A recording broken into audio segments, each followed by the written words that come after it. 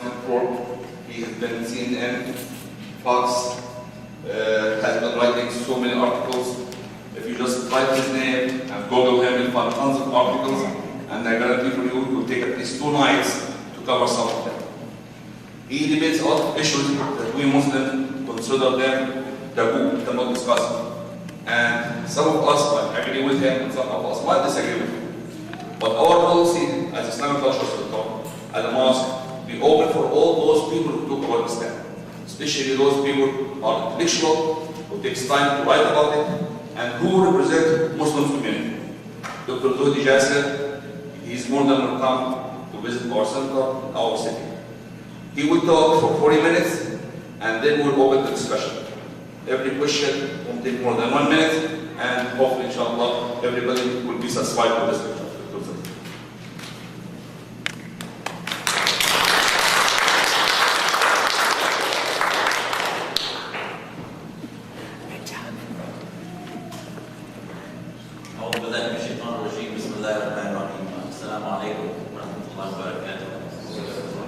I'd like to thank Anti-Islamist for inviting me, and the American Islamic Center for Democracy, and also joining me is Sid Shagg, who is our research fellow.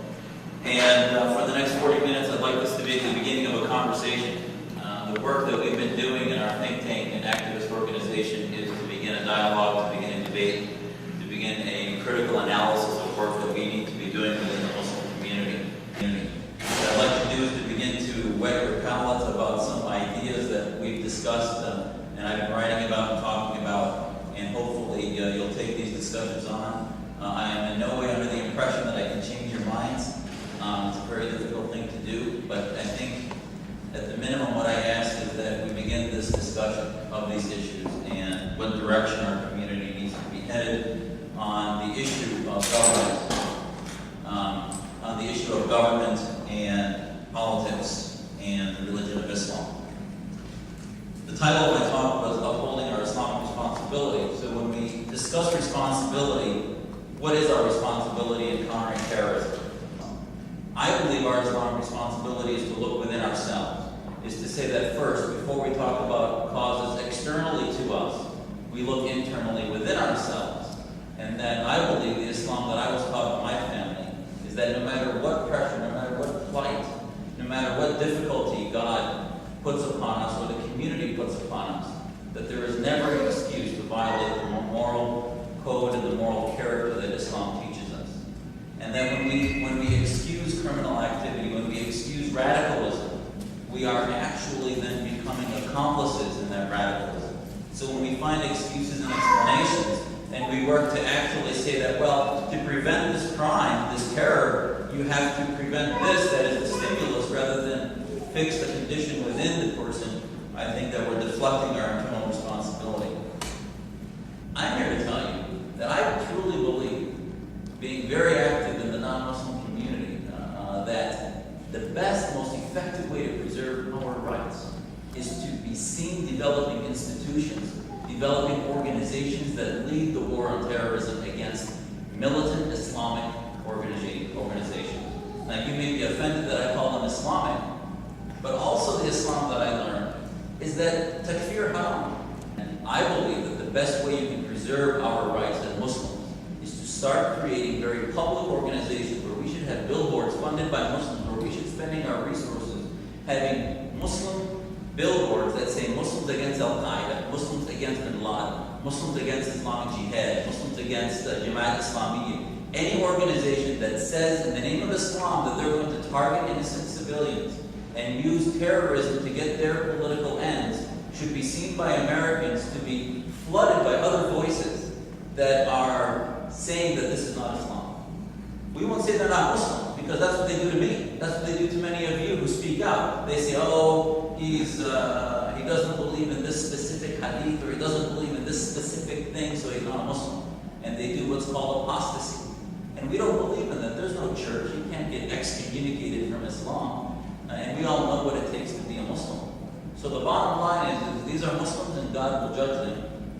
But in humanity and in government, it is our job to lead a movement to stop them from speaking for us.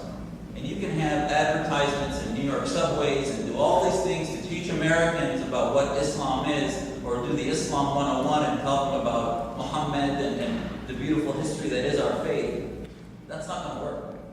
That doesn't work because it is only appealing to Muslims that love our faith. If you're not Muslim, why would you sit down and read a pamphlet about the history of Islam? What you are going to listen to is when you see Muslims lead an effort to say that Al-Qaeda is an evil organization. You are going to listen to Muslims who say that Salafism is backwards. You are going to listen to Muslims who say that, you know what? When Adam Gadan speaks for bin Laden, has this video where he reads from our scripture in the Quran and twists it and says things that is not Islam, we should put out videos the same day and give it to every network that says that this is Islam. The passage he said that says X actually means Y. And that would do a lot more to preserve our civil rights than I think a lot of that's being done in our name. But spiritual Islam, I believe, is the solution to terrorism. But I don't believe that Islam is the solution to government. Because even if you say that laws should be guided by Sharia, Sharia, when it is in government, is still a human interpretation.